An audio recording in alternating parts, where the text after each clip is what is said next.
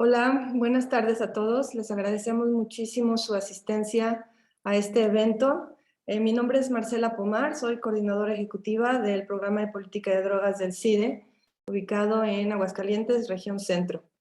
El PPD es un espacio académico de investigación de fenómenos relacionados con las drogas, en lo que es este ámbito multidisciplinar de este fenómeno que tiene pues muchas aristas, una de las cuales es justamente la migración, cómo se ha desarrollado en las últimas décadas esta problemática que cada vez se ha convertido en un mayor problema humanitario. Entonces, les damos la bienvenida a todos los asistentes. Nos complace mucho contar con su presencia. Reconocemos, el documental fue realizado con apoyo del proyecto Habesha, el PPD, bajo la dirección de la doctora Sonia Wolf, un excelente material. Y bueno, en esta ocasión agradecemos a los panelistas su presencia también con nosotros. Le doy la bienvenida a Jorge Cuellar. Voy a leer un poco en cuanto a su semblanza. Jorge Cuellar es Faculty Fellow y profesor asistente de estudios latinoamericanos, latinos y caribeños en Dartmouth College. Es un académico con formación interdisciplinaria de Yale University y sus enfoques principales son la política y la vida cotidiana en América Central moderna. Está informado por la teoría social y cultural y sus investigaciones enfatizan las iniciativas prosociales que producen el diario vivir centroamericano, mundos que se pueden caracterizar por sus altos niveles de fragmentación social, inseguridad generalizada y degradación ambiental. Su trabajo destaca las luchas y actividades creativas que interrumpen las lógicas violentas que se generan en la precariedad, el desplazamiento, el despojo y la muerte cotidiana. Sus columnas y ensayos han sido publicados en inglés, español, portugués, italiano, en sitios como El Faro, NACLA, Social Text, New Left Review, Radical History Reviews y The Abusable Past. Les cedo el tiempo en este momento a nuestro participante, muchas gracias, Jorge Cuellar, y posteriormente dará el seguimiento de la dinámica que vamos a tener en este evento. Muchas gracias. Muchas gracias, Marcela, y muy buenas tardes a todos, todas y todes. También les doy la bienvenida a este evento virtual. Este evento es parte de una serie de proyecciones y discusiones enfocadas en el nuevo documental llamado La Frontera Vertical, o en inglés, The Vertical Border. Este documental, ahora en fase de estreno, examina el fenómeno migratorio centroamericano desde los barrios de El Salvador, Honduras, en las fronteras de México y Guatemala, con entrevistas con figuras importantes en el movimiento migrante, periodistas y funcionarios, hasta llegar a los fronterizos y los campamentos de migrantes que hoy existen en la frontera de Estados Unidos. El documental nos hace preguntar sobre los impactos, la utilidad, hasta la necesidad de fronteras, y nos solidariza con la lucha de las personas migrantes. El formato del evento será bastante sencillo. Primero proyectaremos el documental por la liga que se compartirá en el chat y en su pantalla de Zoom para que ustedes puedan acceder al documental. Después de los 68 minutos que dura el documental, regresaremos aquí mismo y nos reuniremos para un conversatorio entre los productores y protagonistas de la obra, la cual yo moderaré por aproximadamente una hora. Por favor, reconéctese aquí a las 2:15 de la tarde, tiempo de Ciudad de México. Este conversatorio tendrá la participación de Sonia Wolf, Maxime Pluvinet, Alicia Moncada y Juan Carlos Narváez Gutiérrez. En este periodo de diálogo, todos los participantes podrán hacer preguntas, comentarios e intervenciones a los panelistas dejando sus preguntas en el chat o utilizando la función de preguntas. Por favor, disfruten del documental y nos vemos aquí al terminar la proyección. Los esperamos. Gracias.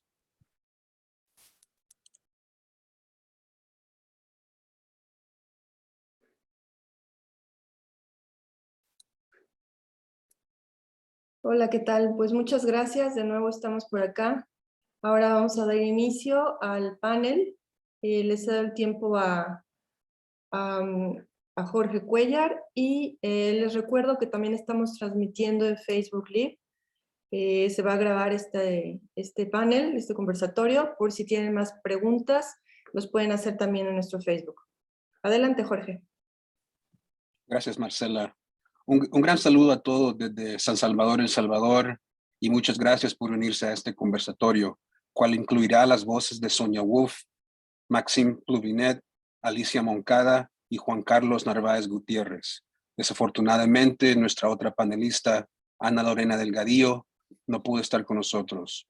Yo soy Jorge Cuellar y soy Faculty Fellow y profesor asistente de estudios latinoamericanos, latinos y caribeños en Dartmouth College, en New Hampshire, Estados Unidos, donde también dirijo un taller con estudiantes de la licenciatura llamado el Proyecto Centroamérica, o en inglés, The Central America Project.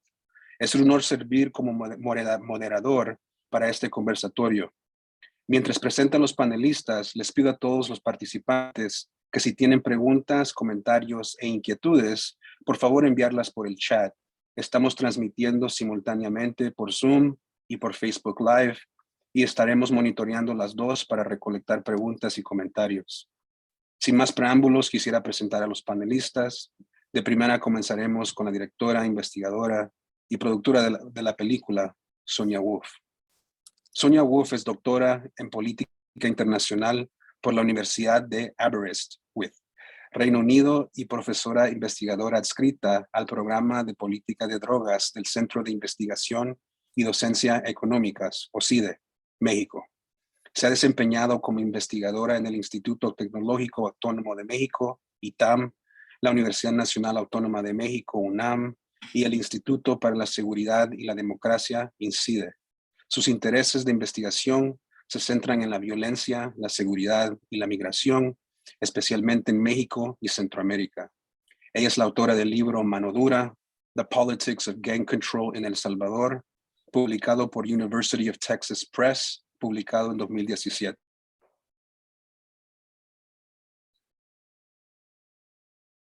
Es originario de Toulon, Francia. Se graduó de la Maestría de Relaciones Internacionales del Institut d'études politiques de Toulouse.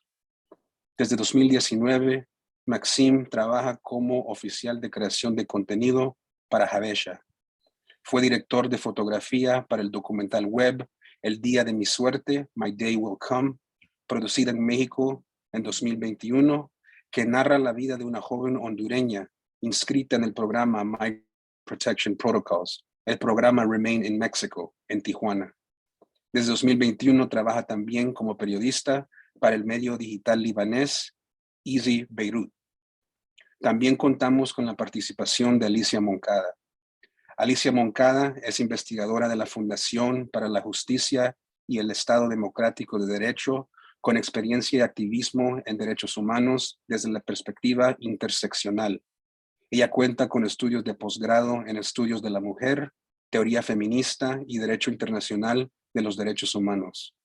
Moncada fue investigadora de Amnistía Internacional en temas de derechos económicos, sociales, culturales y ambientales. Y finalmente, nuestro último panelista es Juan Carlos Narváez Gutiérrez. Juan Carlos es doctor por la Universidad del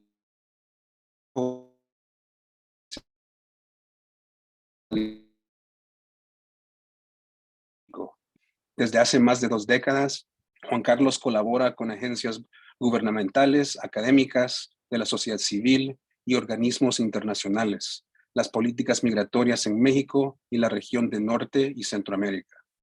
Trabajó como director de investigación para políticas públicas del Centro de Estudios Migratorios de la Unidad de Política Migratoria de la Secretaría de Gobernación. Es autor de muchos libros. El primero, Ruta Transnacional a San Salvador por Los Ángeles, Espacios de Interacción Juvenil en un Contexto Migratorio, publicado en 2007, Caravanas, en coautoría 2020, De la Esperanza a la Militarización, Agenda de Política Migratoria durante el primer año de la 4T, en coautoría 2021, y Mar Adentro, Migrantes y Náufragos en el Mar, Diagnóstico sobre Migración Irregular y Tráfico Ilícito de Migrantes por Mar en México, de 2021.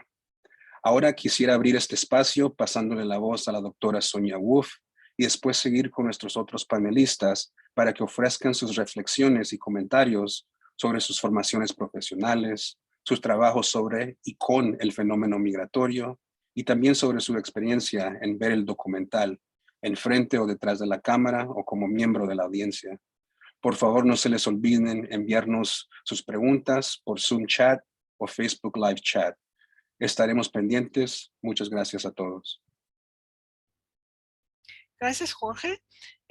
Bueno, antes que nada quisiera también agradecer a los demás panelistas, sobre todo a Maxim, quien por parte del proyecto Abesha ha trabajado, realmente ha hecho un gran trabajo para hacer posible este documental, ¿no?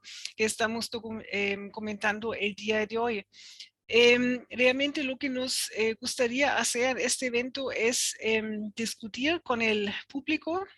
Así que si tienen preguntas, por favor, compártenlas. Y al inicio, en esta primera ronda, pues quisiéramos ofrecer algunos comentarios iniciales, algunas observaciones. Por parte mía, quisiera simplemente explicar un poco qué es lo que buscamos hacer con este documental, por qué lo hacemos, qué queremos lograr con este trabajo.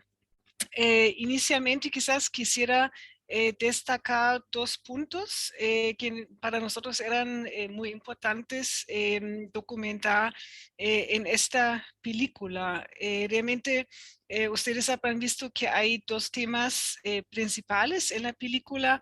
Un tema es lo que llamamos la migración forzada y el otro tema es esta llamada frontera vertical, ¿no? Que se extiende por el norte de Centroamérica, por México hasta llegar a Estados Unidos. Bueno, entonces, ¿por qué quisiéramos hablar de la migración forzada? Realmente hay muchos conceptos cuando nos queremos referir a las personas que dejan sus hogares, sus comunidades. Está ahí pues el término migrante, también hay términos como las personas internamente desplazadas, los refugiados, los solicitantes de asilo.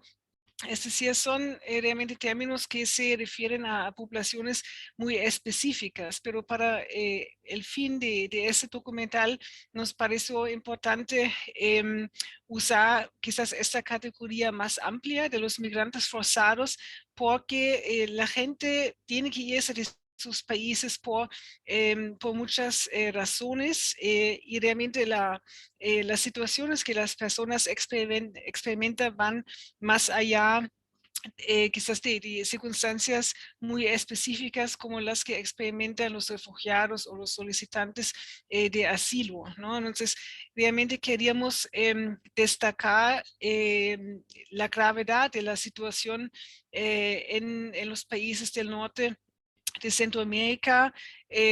Si recuerdan quizás algunos de los comentarios que el presidente Trump había hecho, él dijo en algún momento que pues las personas que salen de Centroamérica son simplemente pobres y que no se puede ayudar a todas las personas pobres, ¿no?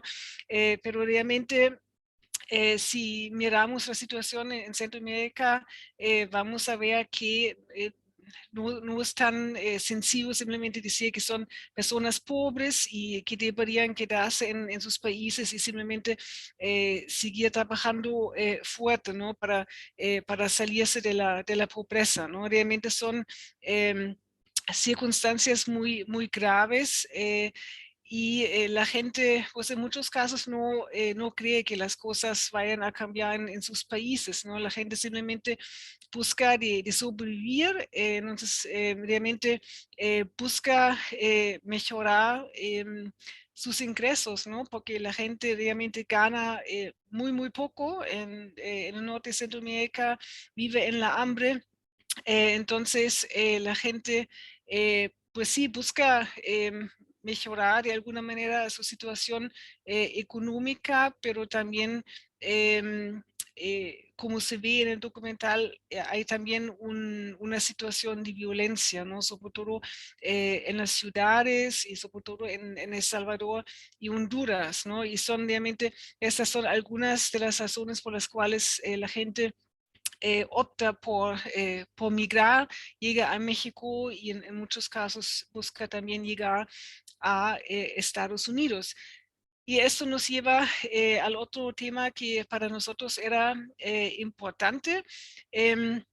Sabemos pues que existe un aparato de control migratorio formal en México como en otros países, pero si queremos realmente entender cuáles son los obstáculos que los migrantes enfrentan en su paso por México, no basta con ver únicamente la política migratoria oficial de México, que por cierto sí está asociada a un discurso de derechos humanos, ¿no? Pero hay que ver por un lado también las prácticas migratorias que se implementan y por otro lado el tema de la violencia, y ahí me quiero referir a la estrategia de seguridad militarizada que se sigue implementando en México, ¿no? Entonces, cuando hablamos de frontera vertical, entonces es realmente, no es una frontera que encontramos en los mapas oficiales, ¿no? Más bien es realmente una frontera quizás imaginaria, pero real para los migrantes, ¿no?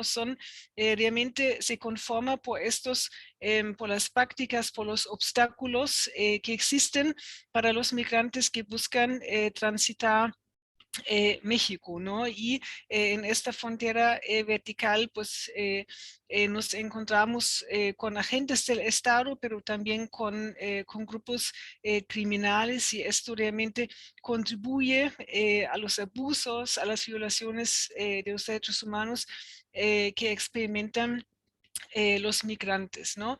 Entonces, realmente quería en este momento enfatizar esto, lo que para nosotros era realmente transmitía como mensaje en este documental, ¿no?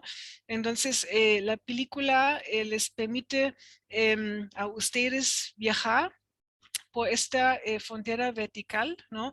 Entonces vemos cómo realmente, digamos, la política migratoria, la política fronteriza, no solamente de México opera de esta manera, sino realmente es la política migratoria fronteriza de Estados Unidos, ¿no? Que baja por esta frontera vertical y llega no solamente a México, sino al norte de Centroamérica, ¿no?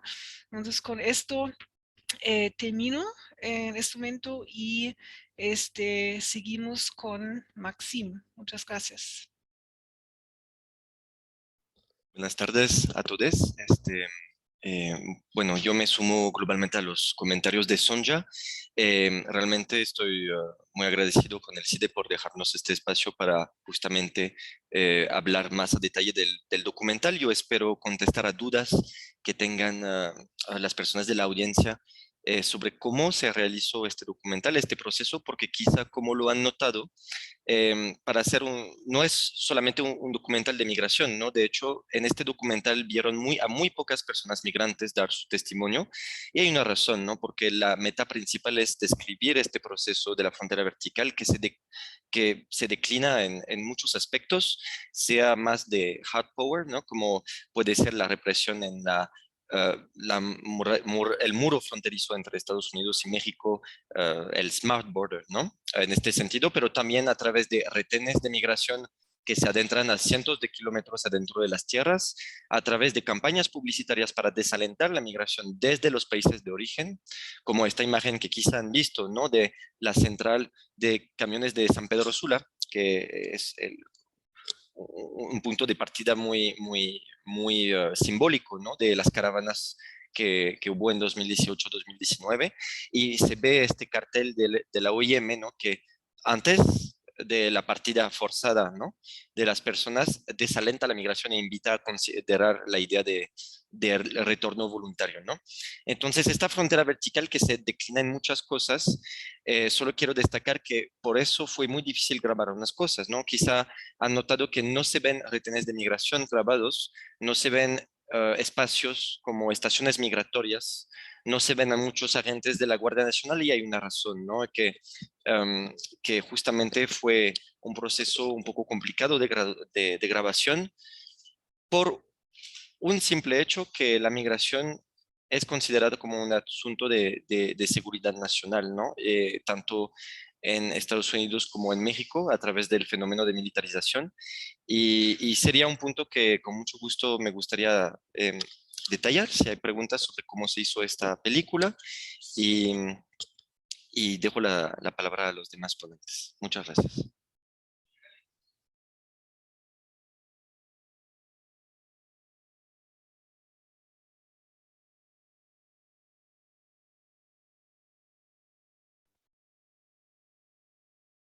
Alicia, por favor.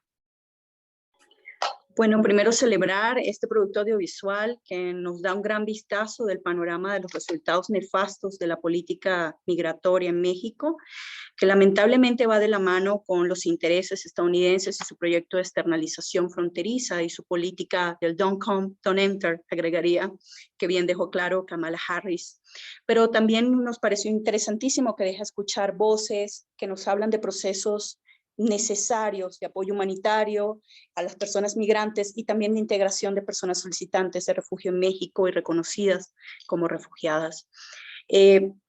Nos pareció muy importante y sumamente valioso que deja claro este proyecto de externalización que está montado sobre el aparato de control estadounidense migratorio está montado en el racismo sistémico, en la parofobia y una política de despojo sistemática y de desplazamiento de los pueblos indígenas estadounidenses, nativoamericanos, de criminalización también y persecución y guetificación de la población afroamericana y que esto sigue su curso y lo peor que migratoriamente desplazando este proyecto cuenta con toda la complicidad del gobierno mexicano, de El Salvador, de Honduras y Guatemala.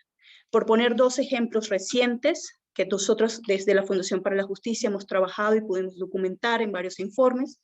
El MPP, el Protocolo de Protección a Migrantes, también conocido como el programa Quédate en México, es un ejemplo en el que pudimos documentar en un informe que justamente publicamos en el 2020, junto con IMUMI, Asylum Access y la Oficina en Washington para Asuntos Latinoamericanos, WOLA, llamado En la Boca del Lobo, y dejamos ver que esta política no solamente viola estándares de derechos humanos, sino que ha arrojado a miles de personas a un contexto de riesgo tremendo en México, donde son víctimas de secuestro, de abuso de autoridad, de trata de personas y una multiplicidad de hechos violatorios que no solamente no son aislados, sino que se imbrican y se hacen más complejos en la medida en que una persona está atravesada por diversas formas de vulnerabilidad social, entiéndase, es racializada, es indígena, tiene barreras lingüísticas, etc. Otro ejemplo rapidísimo, Título 42, una política desarrollada en la administración de Donald Trump y que implica la expulsión sumaria o pushback o devolución en caliente de personas, muchísimas en necesidad de protección internacional, a las que se les impide ejercer el derecho al asilo. Y de nuevo son arrojadas a México, a la Boca del Lobo o a Guatemala.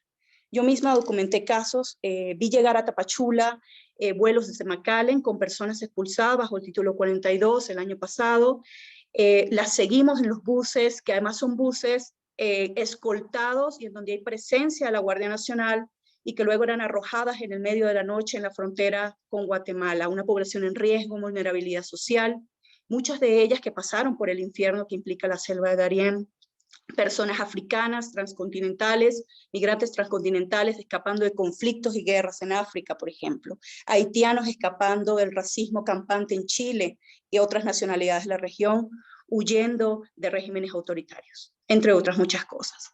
Yo creo que una de las de los grandes aportes que hace el documental es esta mención de que los ladrillos que conforman esta frontera vertical no solamente son obstáculos legales, físicos, sino que también están encarnados en militares, como bien lo decía Maxim.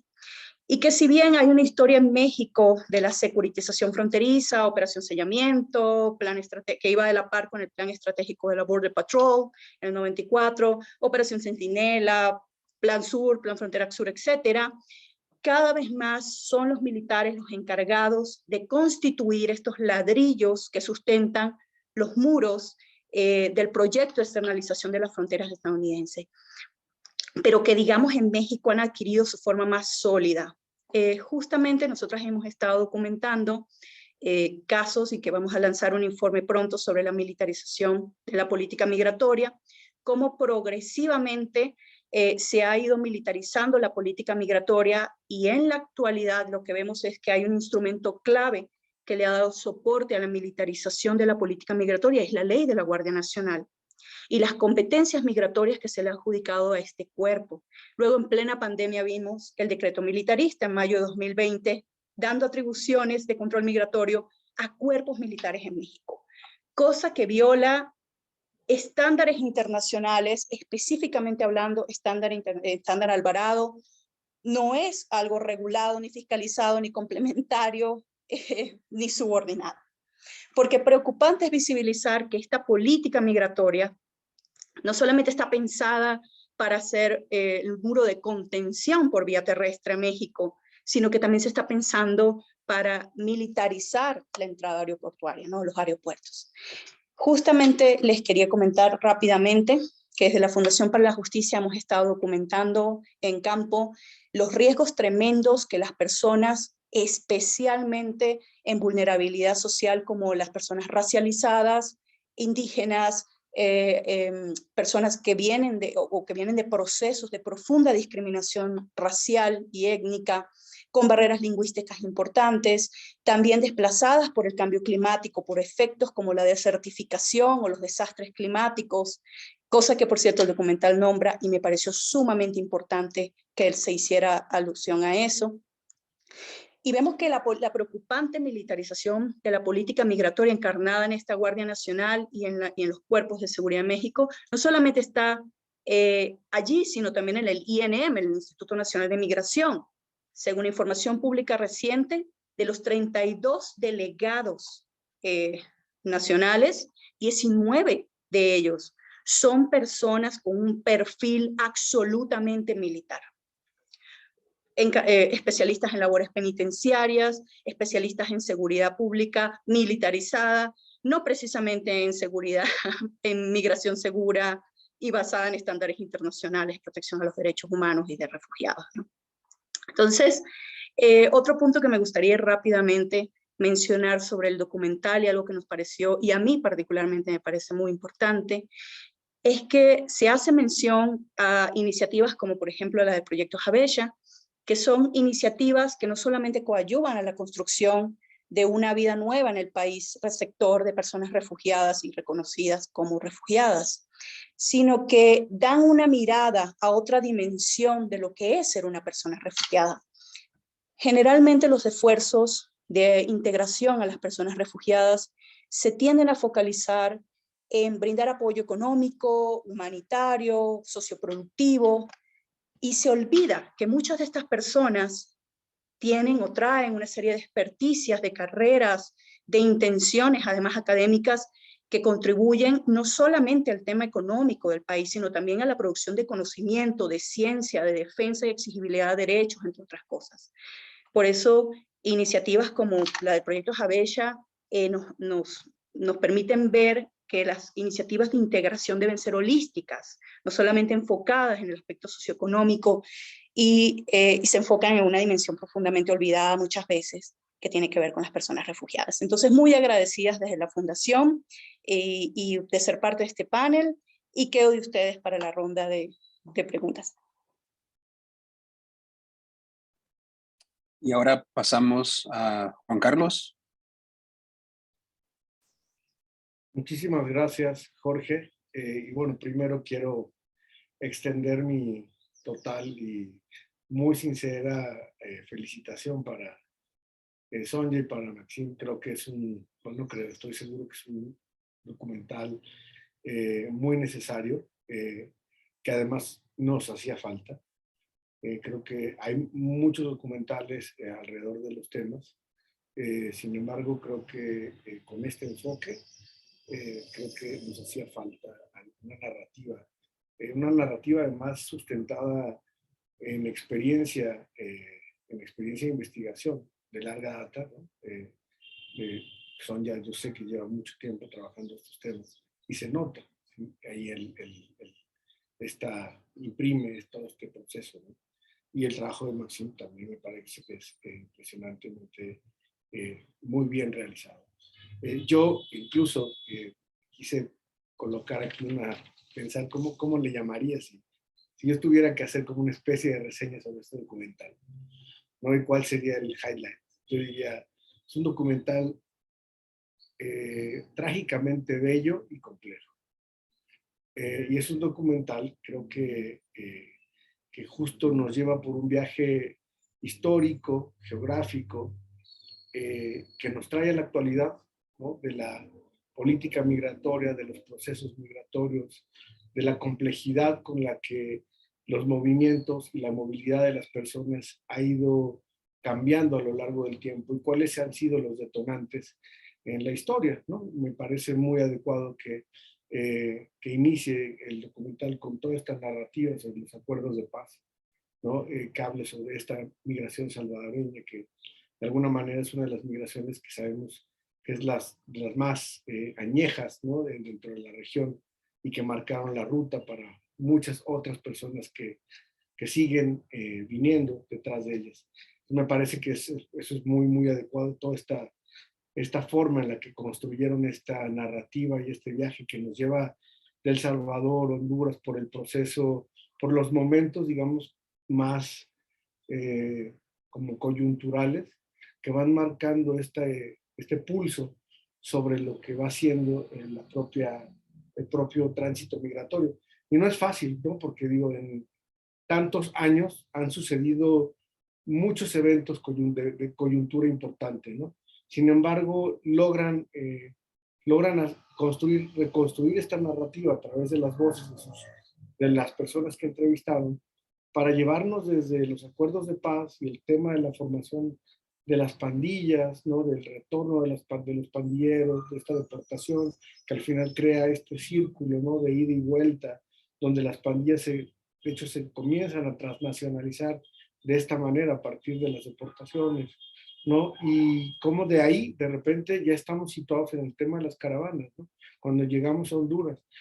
Pero nos dejaron como el eco del tema de los procesos estructurales, ¿no? De violencia que ha vivido en la región y que sigue viviendo de manera muy, muy latente, ¿no? Cabe señalar que además tienen interlocutores que tienen una narrativa, pues, muy estéticamente bella, ¿no? O sea, logran hablar de esto de una forma en la que nos van haciendo muy empáticos, aunque no, yo creo que aunque no conozcamos el tema y aunque no escuchemos, por ejemplo, como bien dice Maxim, la voz de las personas migrantes, ¿no? Nos logran generar este proceso de empatía. Entonces, en ese sentido, creo que logran este proceso, este viaje histórico, geográfico, y que nos lleva a la actualidad, a pensar justo nos van diciendo como que nos van trazando esta ruta y cómo llegamos hasta aquí, ¿no? O sea, ¿qué pasó? Que a partir de todos estos procesos estamos donde estamos, ¿no? Estamos donde estamos y desde hace muchos años, y que parece que no hay vuelta atrás, ¿no? Y que cada día las condiciones para que las personas tengan que convertirse ahora no solamente en migrantes irregulares, sino en desplazadas forzadas, ¿no? Internacionales, pero también internas, ¿no? Creo que hay también algo muy importante, es que también vemos que dentro de todo este marco hay también otro tema, ¿no? Que, por ejemplo, cuando hablaban de la guerra del narco y todo, pues que al final también detonó un proceso que incluso todavía no está invisibilizado, pero que para quienes también la frontera vertical aplica de otra forma, ¿no? Puede ser incluso como metáfora, pero también aplica la frontera vertical. Entonces, creo que nos traen a este punto en el que seguimos en esta especie de triada, ¿no? De detección, deportación, ¿no? Detención, y que ahí llevamos muchos años, y que a lo largo del tiempo muchos proyectos, procesos, políticas escudados o se defienden bajo figuras y eufemismos, ¿no? Incluso desde la propia, como lo dicen en el documental, ¿no? incluso la propia ley de migración y muchos instrumentos normativos que tiene México y que incluso la región toma a veces como ejemplo, son en realidad pues muy bellos en papel, ¿no? Pero de facto son totalmente burlados, ¿no? Es decir, y creo que tiene que ver con otro tema y que no se habló tanto en este documental, que tiene que ver con la propia arquitectura institucional, o sea, de quién depende el Instituto Nacional de Migración. Si tenemos una subsecretaría, por ejemplo, de Migración que habla de derechos humanos, y dentro de esa subsecretaría está el Instituto Nacional de Migración, pues parece una contradicción cuando ves lo que dice uno y lo que hace el otro, ¿no? Entonces, nos traen a un momento en el que si yo tuviera que pensar qué sigue, pues creo que estamos en un momento, en un embudo, ¿no? Donde estamos como lo señalan también nuestras compañeras, donde caemos cada vez más en un ciclo de fuerte militarización, ¿no? Con el tema de la gestión migratoria, no solo en México, sino en toda la región, ¿no? Como lo narraron también en el propio documental con el caso de Honduras, ¿no? Y con lo que hemos visto nosotras y nosotros a lo largo de estos últimos años en los medios de comunicación. Cosas que a lo mejor incluso a quienes trabajamos los temas migratorios se nos fueron, ¿no? Porque yo recuerdo las discusiones cuando se discutía el tema de la Guardia Nacional. Pues no se hablaba, realmente nunca, creo que no había estos foros, no había una mesa de discusión sobre la Guardia Nacional y su papel en el tema de la gestión migratoria. Yo no recuerdo, sin embargo, conforme avanzó el sexenio, ¿no? Y nos fuimos dando cuenta que en realidad la Guardia Nacional iba a terminar haciendo mucha parte de la gestión migratoria, de la operación migratoria, tanto que al día de hoy en los retenes o en las propias estaciones migratorias o en los espacios donde se genera esta gestión migratoria, veníamos de tres agentes de migración por una persona de la Guardia Nacional. Yo creo que hoy estamos en algunos espacios 3-3 o incluso donde la Guardia Nacional tiene más presencia. Entonces, bueno, pues la verdad es que hay muchos temas que discutir. Creo que y más allá incluso de la propia estructura que van dando la parte 1, 2, 3 del documental, creo que cada narrativa que va dejando las personas que ustedes van entrevistando son capítulos de nuestra historia migratoria, de nuestra historia de la política migratoria contemporánea, y que en este momento a mí lo que se me antoja es volverlo a ver, volver a ver el documental, porque creo que es una gran pieza para poder seguir analizando y que cada fragmento nos da para meternos a discutir qué pasó ahí, qué pudo haber sucedido ahí, y también pensar un poco como desde nuestro papel, ¿no? Como académicos, como sociedad civil, como funcionarios y funcionarios de gobierno también, pues dónde estamos y hacia dónde queremos ir, ¿no? Todo el proceso que además está, pues, digamos, como que incluso que permea todo eso, tiene que ver con lo que también por ahí mencionaron, ¿no? México al final del día, o la región, pues su política migratoria no siempre está mirando al norte, ¿no? Y mientras no suceda otra cosa, creo que de facto, no de discurso, que discurso puede suceder, pero mientras no suceda de facto otra cosa, creo que tenemos que hacer muchas otras cosas alternativas, como el tema de los procesos de integración a otras personas, y tratar incluso también como de ir cambiando las narrativas, ¿no? En el documental me llamó mucho la atención esta parte de migrante bueno y migrante no tan bueno, ¿no? O sea, migrante bueno, todas las personas que vienen huyendo, que aún así también se les cuestiona mucho desde el Estado sus motivaciones, ¿no? O sea, sí será realmente y todo este proceso. Y el migrante irregular, digamos, más histórico, ¿no? Que parece que es el migrante malo el que, o sea, de facto se le puede rechazar, ¿no? hay muchas cosas incluso en la que este documental nos puede ayudar a repensar incluso la narrativa con la que estamos conversando sobre el tema de los procesos migratorios, de las trayectorias migratorias, de la vida de las personas que huyen, que migran, y sobre el futuro de la política migratoria en México. Y creo que ya con esto me quedo. Si no, me puedo seguir muchas horas más. Muchas gracias, Juan Carlos.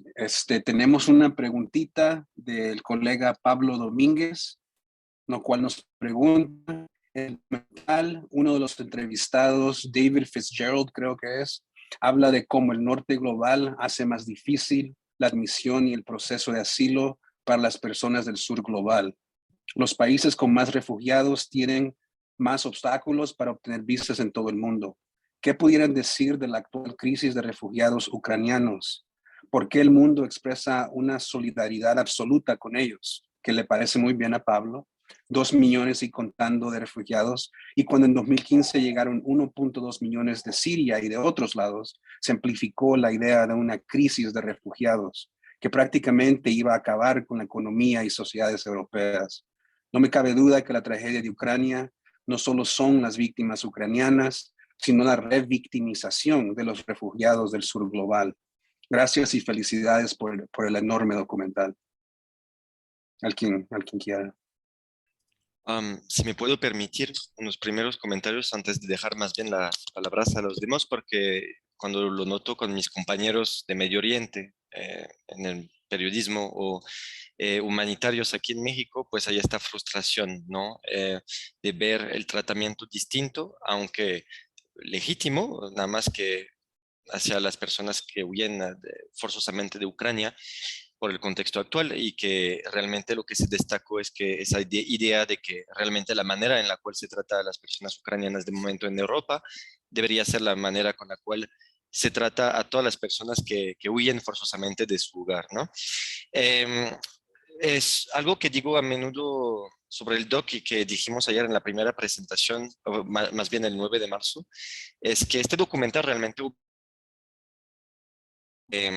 hacerse en Turquía, en Libia, en Francia, en otro contexto, porque este problema es un problema global, ¿no? El problema de repeler la migración no es una especificidad de Estados Unidos, es una especificidad más bien del norte global, como lo nombró David Scott Fitzgerald, y este fenómeno totalmente de fortaleza, ¿no? En contra de la llegada de ciertos tipos de migrantes forzados, y creando rutas más peligrosas, sea en el contexto latinoamericano, pues el desierto de Arizona, ¿no? O sea en Europa el mar Mediterráneo, pues estos espacios están creados por estrategias implementadas por los países del norte global, ¿no? Sin embargo, hay algo que diría yo diferente más bien, porque en el contexto de esta mediatización distinta a la de los ucranianos, efectivamente hay un tema de racismo, de clasismo, de también postcolonialidad, ¿no? Porque no olvidemos que también la mayoría de las poblaciones en el caso europeo que se repelan son poblaciones que provienen de las excolonias, ¿no? De Europa occidental. En el caso latinoamericano, lo que se nota es que también hay un tema de clasismo, de colorismo interior a México, ¿no? O sea, justamente hablábamos de migración buena y no tan buena a través de la distinción de regulares y solicitantes de asilo, pero en México no hay que olvidar que también hubo otra distinción, que es la de basada en la raza de haitianos, por ejemplo, o africanos y latinoamericanos, ¿no? Que también es un problema que no solamente viene del norte global, proviene de ahí por razones que tienen que ver con un cierto imperialismo o colonialismo, si lo podemos estudiar así, pero también que son internas a la sociedad mexicana. Como por ejemplo, el hecho de que en 2017-18, cuando llegaron luego las primeras caravanas de centroamericanos a Tijuana, la población tijuanense tomaba como ejemplo a las personas haitianas como la buena migración, porque eran hombres solteros, trabajadores, le echaban ganas, ¿no? mientras que el hondureño no, era aquí para hacer relajo, ¿no? O surgían estas polémicas discriminatorias como la de Lady Frijoles, que no se aplicaban a las personas haitianas. Cosa que en el contexto en el cual hemos grabado el documental, en agosto-septiembre de 2021, se reversó totalmente con las caravanas de haitianos, que eran como pues, la principal población que componía esa caravana en agosto-septiembre. Podemos verlo en lo que pasó en Tapachula, en Ciudad Acuña del Río. Ahí se revirtió totalmente la narrativa bastante.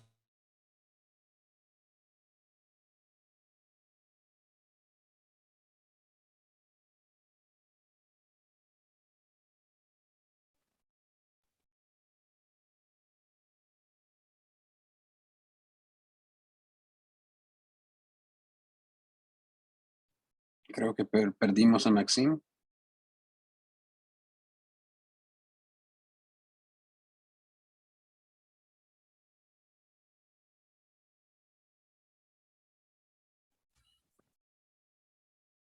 ¿Me escuchan? Yo creo que me Perfecto. Ahora sí, Sí. te pedimos un momento.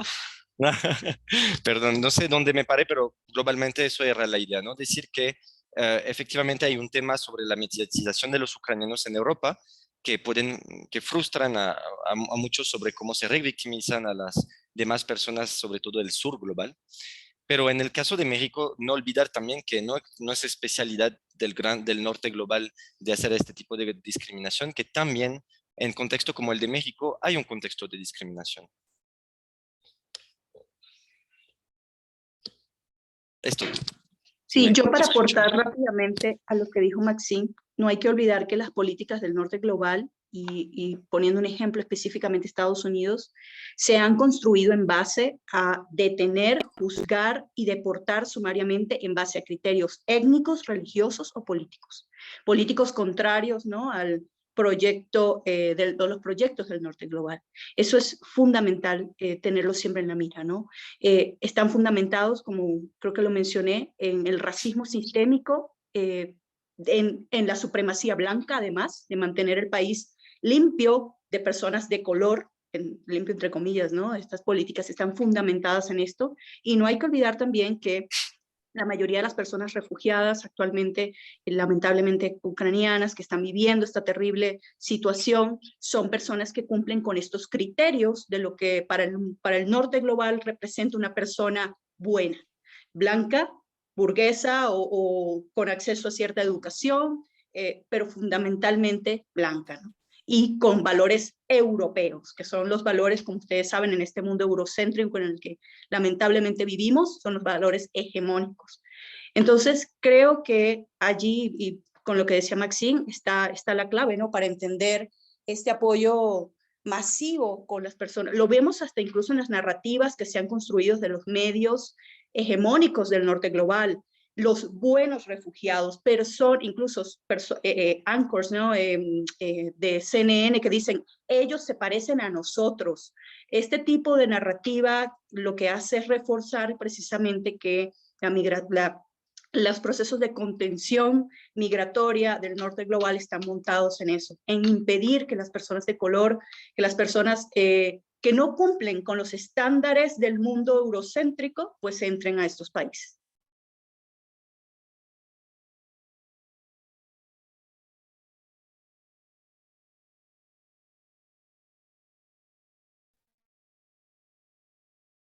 Para darle un poco de seguimiento a este tema, algo que me gustó mucho del documental es el enfoque que le dieron al trabajo de grupos, individuales, organizaciones solidarias con los migrantes.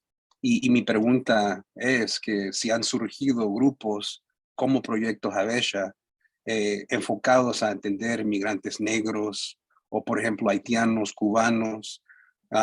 En el documental aparecen varias veces, así como de noticieros, pero no está tan elaborado este tema. Y como fue mencionado por Alicia, extremadamente importante. Y similarmente me da también mucha curiosidad saber si también hay grupos o quizás era un tema que querían incluir en el documental, pero no se pudo. en términos de los migrantes trans y las poblaciones LGTBI.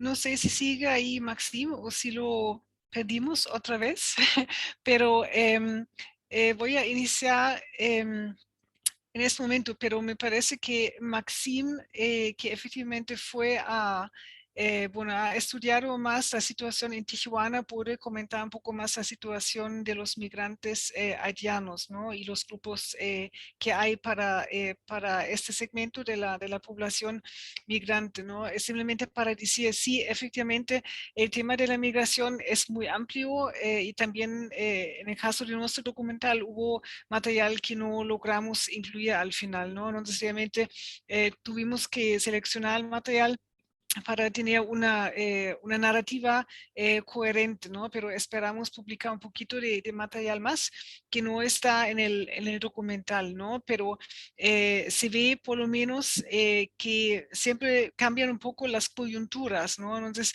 la intención al inicio fue enfocarnos en las personas centroamericanas, ¿no?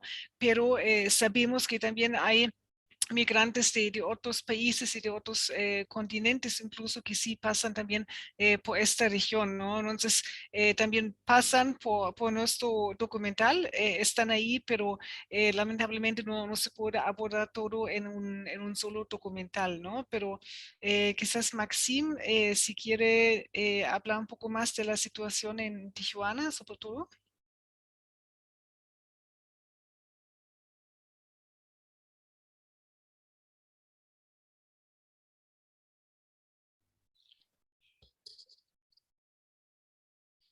Maxim, ¿nos Lamento, escuchas? sí, lamento, tengo problemas con mi internet, se ha cortado. La verdad, yo me quedé cuando Jorge estaba dando seguimiento al tema, no escuché la pregunta.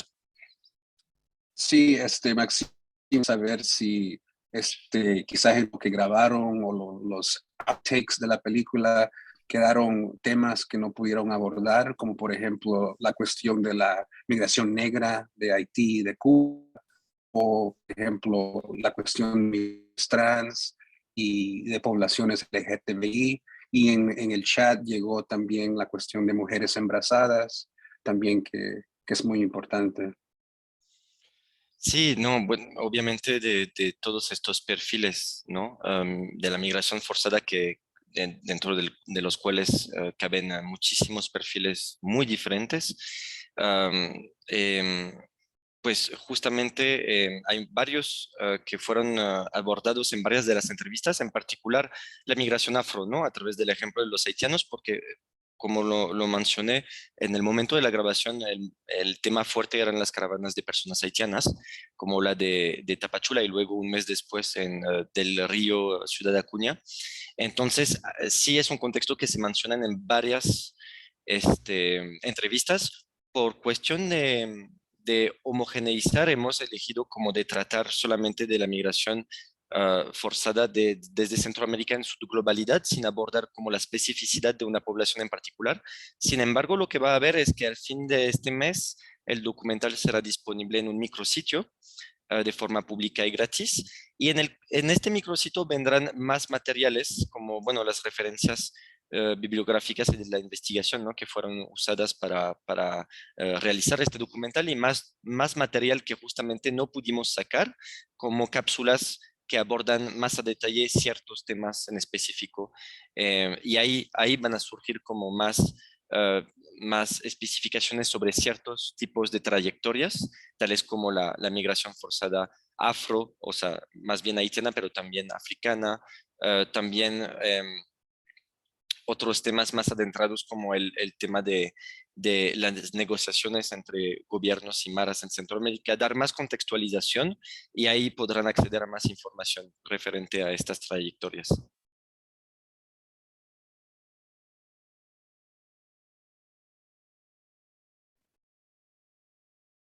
Pues otra pregunta que quisiera hacerles a ustedes, quizás como para reflexionar un poco, ya que estoy aquí en San Salvador, esto de que las sociedades de Centroamérica, como dice bien bellamente a Oscar Martínez y Padre Melo, están totalmente fragmentadas, fracturadas, algo que resulta como producto de las guerras, la paz incompleta, de la persistencia de jerarquías sociales y económicas por parte de élites o oligarquías, como dice Melo, que sobreexplotan a su gente. También por el mismo camino a la expansión del ejército y las fuerzas policiales en la política pública. Pues una de mis preguntas, y quizás para involucrar a los otros panelistas, es cómo reparar o restaurar el tejido social en Centroamérica, cómo reinsertar a personas expulsadas de sus países en formas productivas y dignas, cómo generar condiciones en la cual, digamos, el fenómeno del pandillerismo, por ejemplo, se transforme como algo obsoleto. El proyecto Habesha, por ejemplo, me parece muy iluminador en este tema, especialmente en cómo construir puentes.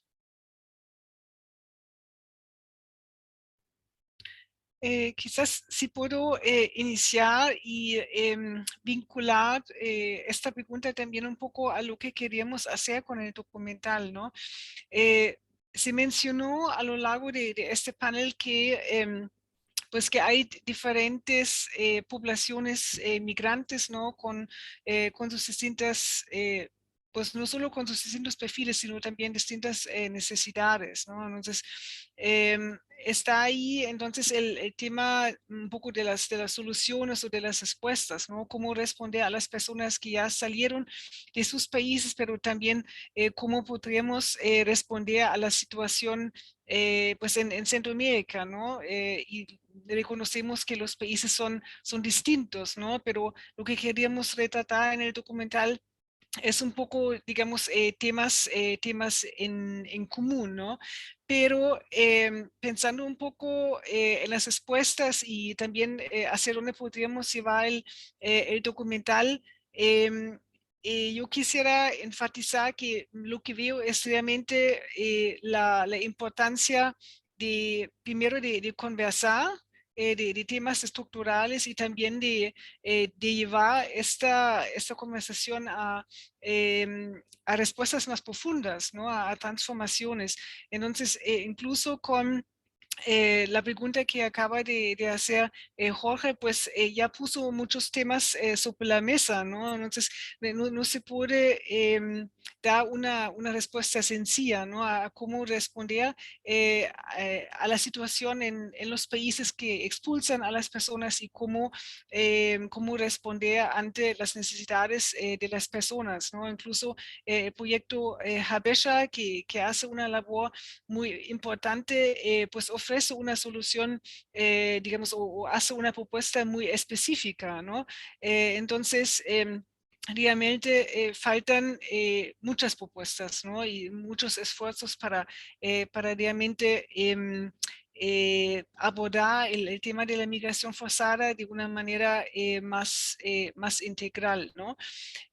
Pero quizás lo que quisiera enfatizar en dónde pondría yo digamos, el énfasis con ese documental es justo en la conversación, ¿no? Entonces no basta, digamos, con las presentaciones, con las discusiones que tenemos como en ese evento, ¿no? Sino realmente nos gustaría que el documental llegar a muchas personas y que se discuta, ¿no? Entonces, por supuesto que nos gustaría llegar también a las personas que trabajan en las instituciones del Estado, ¿no? Al Congreso, y esto realmente sería un esfuerzo muy amplio, ¿no? Porque estamos hablando a los países centroamericanos, a México, pero sobre todo Estados Unidos, ¿no? Porque como se ve en el documental, es un país que históricamente ha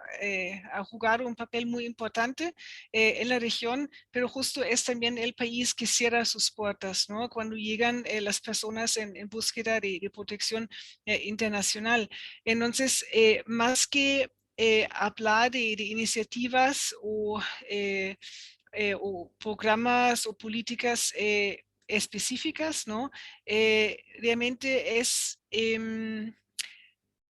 el tema es complejo, ¿no? Pero justo por eso yo quisiera transmitir un mensaje más sencillo, ¿no? Entonces creo que antes de hablar de propuestas técnicas específicas, ¿no? De las cuales ya se han hecho muchas, ¿no? Creo que antes de esto hay que llegar más lejos con las conversaciones, ¿no? Entonces, quizás el problema que yo veo es no simplemente en hacer propuestas, ¿no? En preguntarnos qué podemos hacer, ¿no? Y entregar recomendaciones o propuestas digamos, a los policymakers, ¿no? Sino lograr que las propuestas que existen sean tomadas en cuenta. Creo que ahí está el mayor reto, ¿no? Entonces estamos realmente en ambientes donde los policymakers también tienen que procesar mucha información, los tiempos son cortos, los gobiernos también tienen sus prioridades políticas y electorales, ¿no? No necesariamente, yo diría que ese contexto realmente no es propicio para hablar de temas estructurales, pero eso es justo lo que es necesario, ¿no? Entonces, realmente yo creo que con un trabajo como este, con este documental, hay que hacer algo más sencillo, ¿no? Que es realmente llegar a los ciudadanos, ¿no? Para que la gente se informe, se conecte con otras personas y discuta, ¿no? Y creo que de esta manera, aunque va a ser un proceso largo, pero creo que de esta manera se puede generar más presión también sobre los gobiernos y sobre miembros del legislativo, ¿no?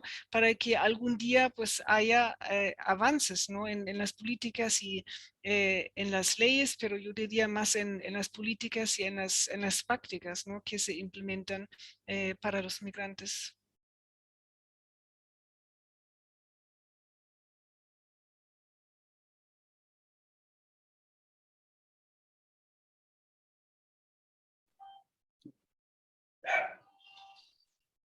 Jorge, un poco haciendo eco también de tu pregunta y de la propia respuesta de Sonja. Creo que es una pregunta muy difícil la que lanzas, ¿no? Esto es como, ¿cómo vamos a encontrar la respuesta? ¿Desde dónde? Y, o sea, sí hay varias alternativas que uno puede pensar y que incluso algunas se están desarrollando, ¿no? Sin embargo, estoy de acuerdo que son temas estructurales, ¿no? Por ejemplo, pensemos en el tema de toda la población que se tiene que desplazar de manera forzada por violencia medioambiental, ¿no? Toda la parte del corredor seco, Centroamérica, que quizá incluso son como estos perfiles más recientes o nuevos de personas que no tenían pues ni en su historia familiar, ni en su historia regional, ni en su propia idea de construcción de trayectoria de vida, el tener que emigrar, ¿no? Y creo que muchos de los perfiles que hemos visto incluso en los últimos años en el marco de las caravanas, ¿no? Y de estos procesos, vienen personas que a diferencia quizá de las migraciones más históricas, no venían, o sea, no tienen redes migratorias, no tienen un proyecto de vida construido a partir del pensar que la migración es la forma en la que van a lograr capitalizarse o salir de este círculo, ¿no? De precarización. Y eso es parte, creo que, de parte de lo nuevo y de los retos que se enmarcan dentro de pues, quizá de esta etapa, de esta nueva etapa de migraciones forzadas que vemos o migraciones forzadas y mixtas que vemos desde Centroamérica hacia Norteamérica. Entonces, son muchos temas ahí que de manera estructural nos cruzan. Ahora, independientemente de ello, ¿no? También creo que algo que vale la pena voltear a ver es dónde se está yendo el recurso, el dinero, de organismos internacionales, de fundaciones, de gobiernos. Mucho se está yendo, me parece, a un post, es decir, mucho se está yendo a cuestiones asistencialistas, a cuando las personas ya están en el tránsito, a atender con kits de soluciones para el camino, etc. No creo que esté mal, creo que es una parte de, sin embargo, también creo que yo sé que hay varios proyectos que han trabajado ya sobre el tema de trabajar con población en riesgo a nivel local, ¿no? Muy a nivel local, es decir, muy a nivel comunitario, en toda la región de Centroamérica y en México también. Yo apostaría, una parte podría tener que ver con esto, ¿no? Otra parte tiene que ver quizá con con el tema de la cooperación internacional y proyectos productivos. Sin embargo, sabemos que mucha de esta migración tampoco es laboral, ¿no? Hay un proceso atrás que les impulsan o les detona incluso el tener que salir huyendo de sus lugares de origen, ¿no? No necesariamente el tema económico. Entonces, creo que son varios de los elementos que más bien habría que justo sentarnos a volver bueno, a seguir discutiendo donde atraviesan los temas estructurales, dónde está el presupuesto de las agencias, dónde está el presupuesto de los gobiernos, ¿no? Un poco como entre todos estos factores, ¿a qué le tendríamos que estar apostando? Yo creo que por ahí hay una parte esencial. Y también, incluso, pues repensar en todo este proceso de qué tan coherente somos en la región con vivir con un mantra del Pacto Mundial de una migración ordenada, segura, ¿no? Cuando en realidad lo que está sucediendo y hemos visto parece que es totalmente lo contrario, ¿no? Justo como que marcó el momento, ¿no? En el que no se puede tener una migración segura como lo marca el Pacto Mundial, porque las condiciones estructurales que detonan las movilidades no da para eso. Muchas gracias, Juan Carlos. Pues hemos llegado al cierre de nuestro evento, pero esperamos darle seguimiento a todos estos temas. Le quería dar las gracias a Sonia Wolf, Maxime Pluvinet, Alicia Moncada y Juan Carlos Narváez Gutiérrez, y a todos ustedes que se han unido con nosotros para este estreno y conversatorio de la frontera vertical. Solidaridad con los migrantes en todo el mundo, que continuamente nos apuntan a una realidad más allá, hacia un mundo sin fronteras. Este es el fin de nuestro evento. Muchas gracias. Gracias. Gracias. Gracias, Jorge. Muchísimas gracias a todas y a todos.